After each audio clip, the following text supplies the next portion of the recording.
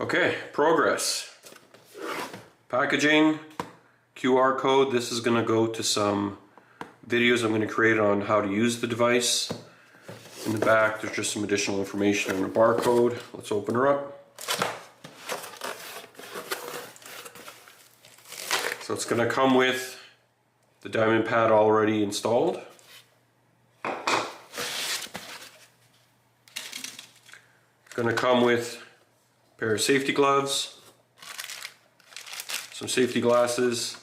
This is the tube that drains, and you have the unit itself, and you have the power supply. So there it is.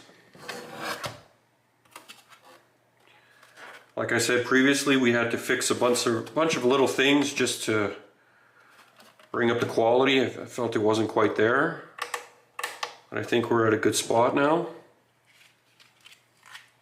This is key, so you just align it to this, just like that.